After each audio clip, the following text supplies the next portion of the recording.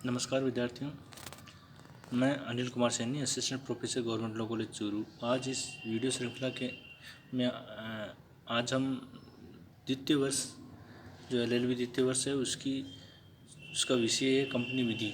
उसमें अंश पूंजी के बारे में आज हम चर्चा करते हैं। आप सभी का इस वीडियो में स्वागत है। अंश पूंजी होती है, शेयर कैपिटल किसे कहते हैं, यानी किसी कंपनी को खड़ा करने के लिए जो पूंजी आवश्यक होती है, जिस पूंजी की आवश्यकता होती है उसे अपन अंश पूंजी कहते हैं।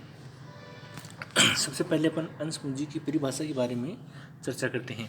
प्रत्येक कंपनी को अपना कारोबार चलाने के लिए पूंजी की आवश्यकता होती है। पूंजी उस धनराशि को कहते हैं जो कि किसी कंपनी ने अपने सीमानियम के पूंजी खंड में वर्णित किया है या यह कारोबार चलाने के लिए आवश्यक होता है। जो पूंजी है, अंश पूंजी वो है कारोबार चलाने के लिए आवश्यक होती है। धारा 4 क्लॉज 6 में एक प्राइवेट कंपनी अपने पूंजी प्रवर्तकों, मित्रों, सहयोगियों एवं स्वयं व्यक्तिगत रूप से एकत्रित कर लेती है, जबकि एक पब्लिक कंपनी को अपनी पूंजी जनता से अंशों का निर्वहन करके एकत्रित करनी पड़ती है। यानी कोई भी प्राइवेट कंपनी है वह अपने साथियों की मदद से या मित्रों की वजह से, सहयोगियों की मदद से या स्वयं भी वह व्यक्तिगत रूप से अंश पूंजी को एकत्रित कर सकती है। लेकिन एक पब्लिक कंपनी है, जबकि पब्लिक कंपनी को जो जनता है उसको आमंत्रित करके, यानी जनता को आमंत्रित करके अंशों का निर्वहन करके ही पूंजी को एकत्रित करना पड़ता है।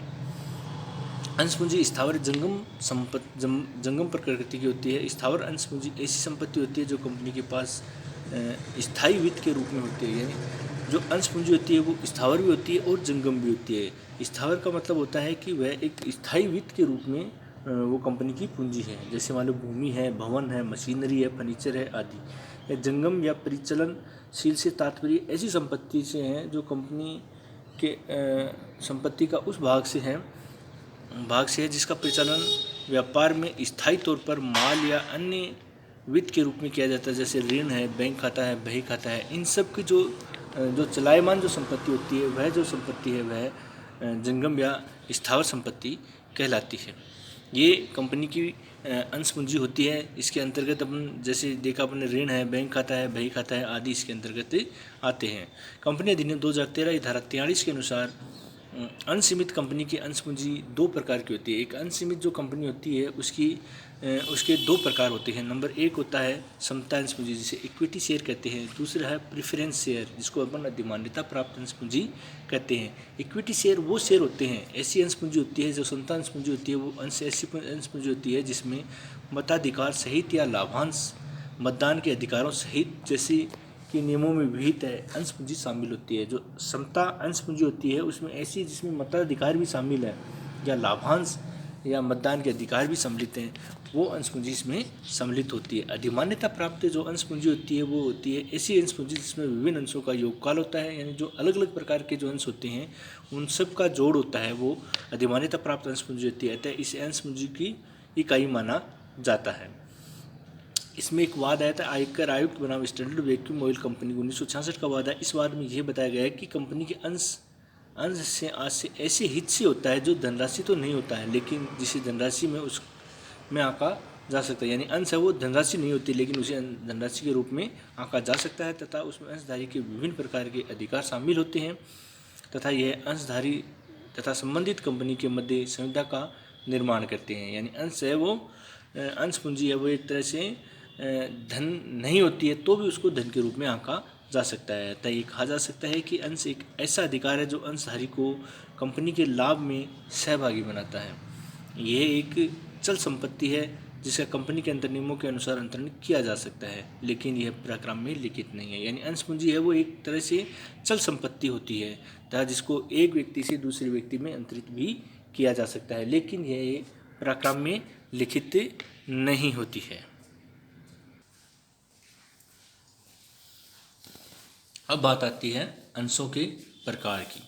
अंशों के प्रकार भी दो प्रकार के होते हैं। पहले होते हैं साम्यांश और दूसरे होते हैं अधिमान्यता प्राप्त अंश। साम्यांश वो अंश होते हैं, साम्यांश आज से होता है ऐसे अंशों से होता है जो प्राथमिकता प्राप्त अंश नहीं होते हैं।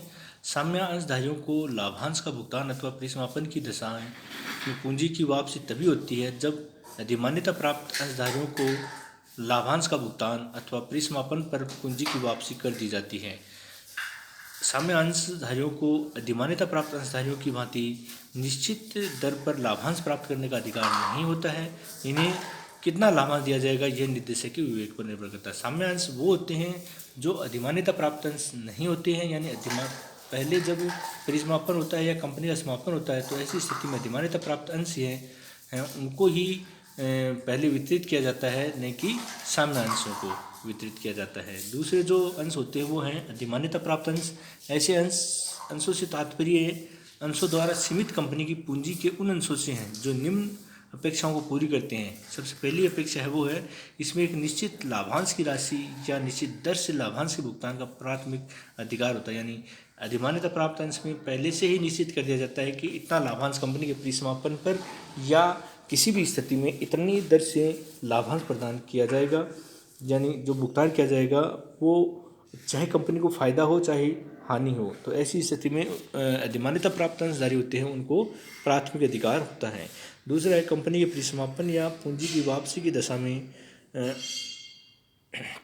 इन अंशों पर उत्सुकता की गई धनराशि की वापसी का प्राथमिक अधिकार होता है, यानी पहले इन्हीं अंशों का भुगतान किया जाता है।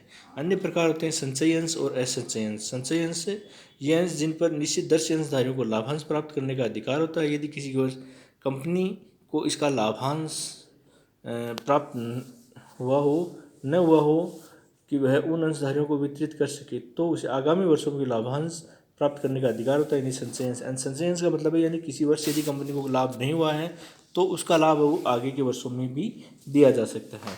असंचयी अंश वे अंश होते हैं जिन पर निश्चित दर से अंशधारियों को लाभांश प्राप्त करने का अधिकार होता है, परंतु यदि किसी वर्ष कंपनी को लाभ प्राप्त नहीं होता है तो उन अंशधारियों को आगामी वर्षों में लाभांश प्राप्त करने का अधिकार नहीं होगा। इसी असंचयी अंश जहाँ पर लाभ प्राप्त करने का अधिकार होगा वो संचयी अंश है और जिन्हें नहीं होगा वो असंचयी अंश है।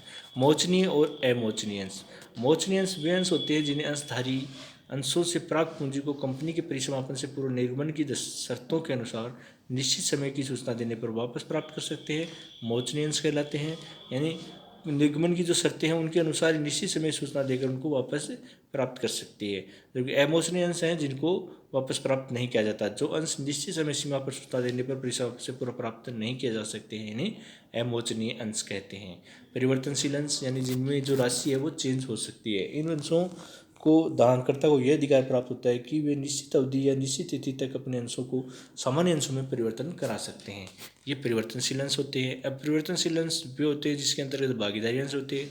वे जिनमें अंशधारियों को निश्चित दर से लाभांश प्राप्त करने का अधिकार तो मिलता है, साथ ही सामान्य अंशधारियों को समुचित दर पर लाभांश बढ़ जाने पर जो लाभांश शेष रहता है उन्हें भी निश्चित अनुपात में प्राप्त करने का अधिकार होता है भागीदारी अंशों के अंतर्गत। यानी जितना उनको लाभांश दिया जाता है उसके बाद में भी यदि कोई लाभ बच जाता है तो उसको भी अनुपातिक स्तर पर वो प्राप्त कर सकते हैं।